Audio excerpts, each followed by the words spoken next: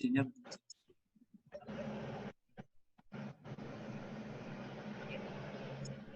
Nah, yang pertama adalah motivasi. Ini kita kasih kuis dulu. Kita kasih kuis. Bisa ditulis di grup chat supaya kita tidak bosan sambil berinteraksi. Kita ingin lihat antara harapan dan kenyataan. Dan setelah ini kita akan lihat apakah teman-teman termasuk yang punya motivasi tinggi atau yang membutuhkan motivasi.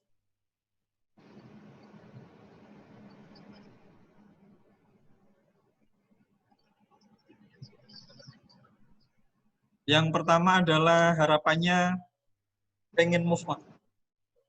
Kenyataannya, sambil ditulis, silahkan. Nanti kita lihat skornya apakah dapat 10 atau dapat berapa. Kemudian harapannya ingin rajin belajar. Kenyataannya,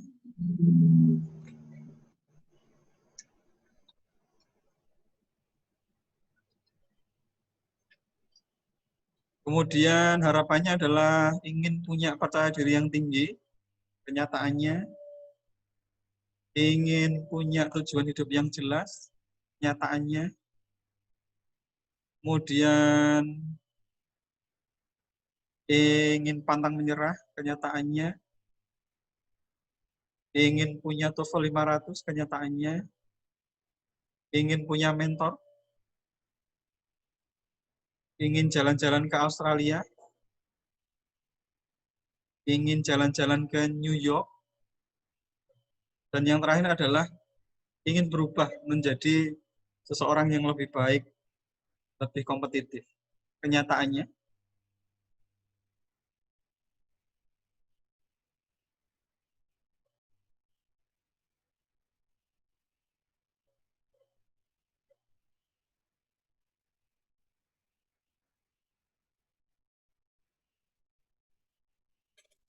nah kalau sudah kita akan lihat skornya.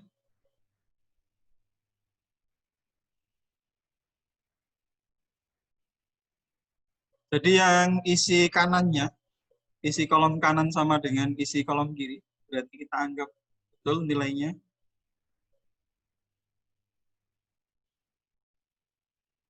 Nah ini skornya untuk 0 sampai 5 sangat butuh motivasi, 6 sampai 8 cukup, dan 9 sampai 10 selamat karena Bapak Ibu dan teman-teman semua memiliki motivasi yang tinggi. Kira-kira masuk yang mana ya?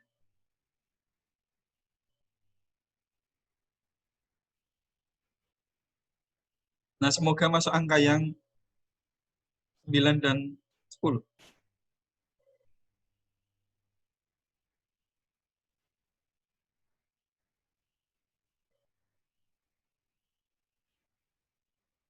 Nah, kita lanjutkan melihat kenyataan berikutnya. Kenyataan nomor 1 adalah penyesalan selalu datang terlambat. Kalau duluan namanya daftaran atau namanya uang muka. Dan kita memang biasanya seperti ini, selalu menyesalnya di belakang. Maka untuk itu kita butuh motivasi untuk selalu bersiap dari sekarang. Ini masa depan cerah. Kemudian kenyataan nomor 2, ini penyakit saya dan kita semua. Kita tahu apa yang harus dikerjakan, tapi kita tidak mengerjakan apa yang kita tahu. Makanya mulai berubah menjadi persona baru secara bertahap. Umumnya kita memang pengen jadi hebat, pengen mencapai apa yang kita inginkan segera. Memang penyakit kita itu pengennya segera, pengennya cepat, pengennya banyak. Padahal kadang kita harus bertahap. Nah, untuk itu,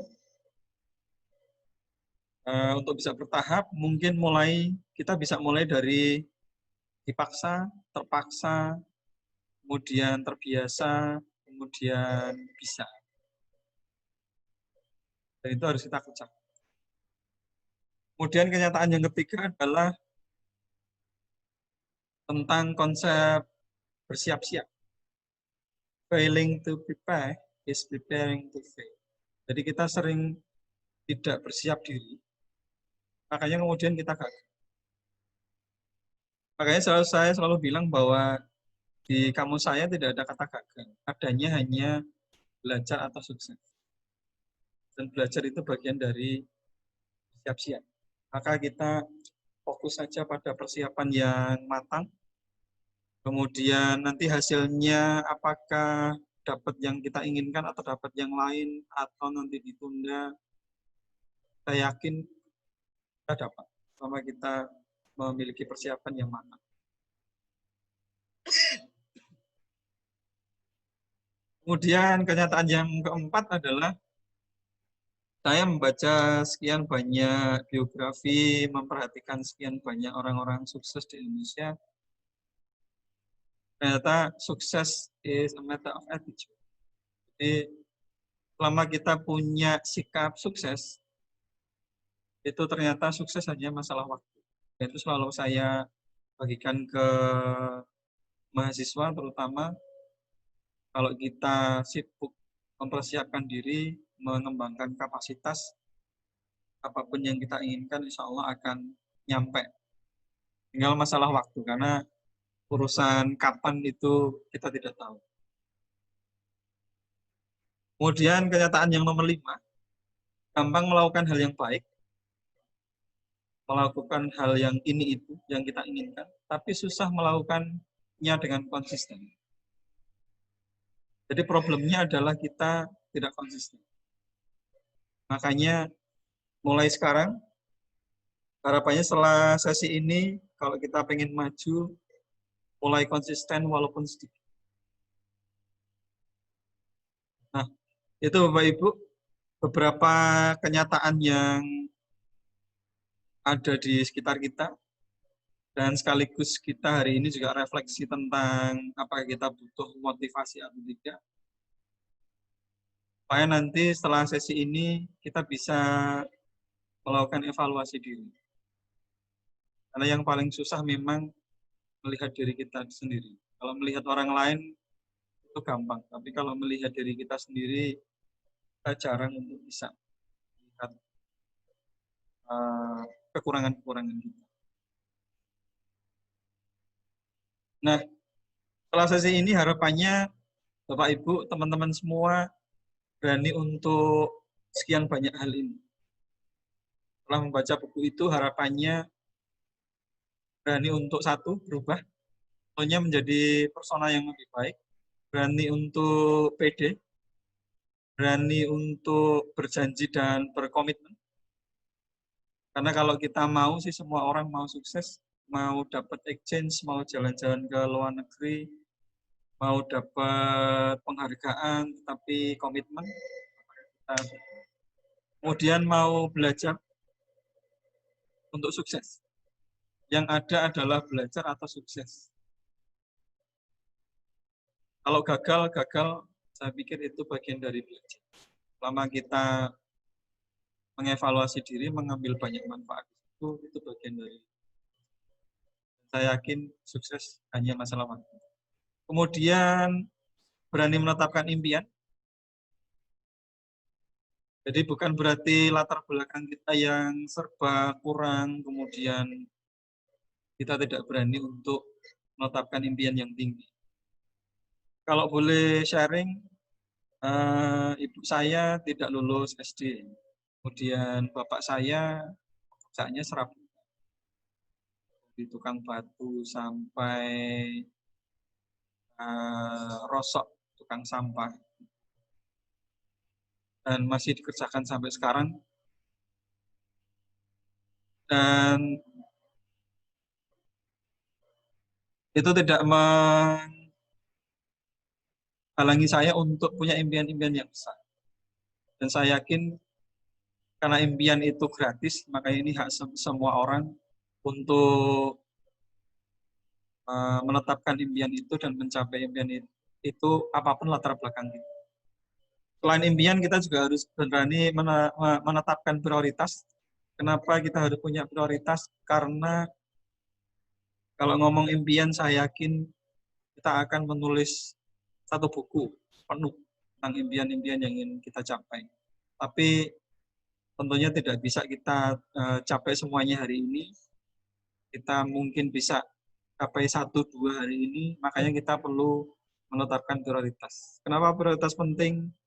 Karena kita punya sumber daya yang terbatas, tenaga yang terbatas, waktu yang terbatas, uang yang terbatas, jaringan yang terbatas. Makanya kemudian kita membuat prioritas.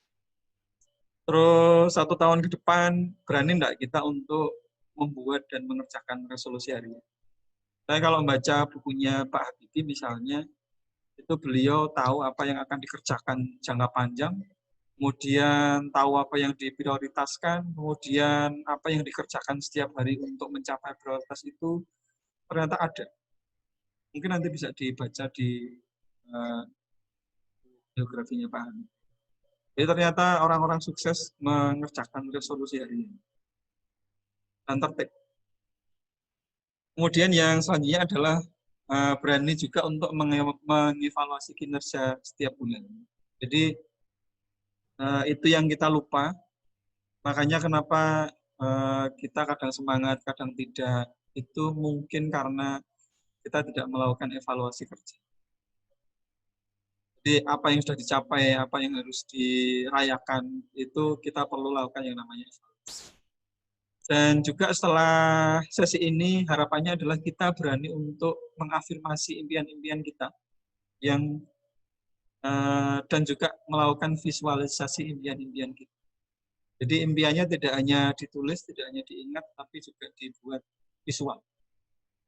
Nah, banyak ternyata yang harus kita kerjakan, yang kemarin kurang berarti kita akan tambahi, yang kemarin belum ada berarti kita harus mulai. Itu harapannya dari prinsip materi dari buku ini. Jadi kita berani untuk berubah sampai dengan visualisasi impian-impian kita. Oke Bapak Ibu dan teman-teman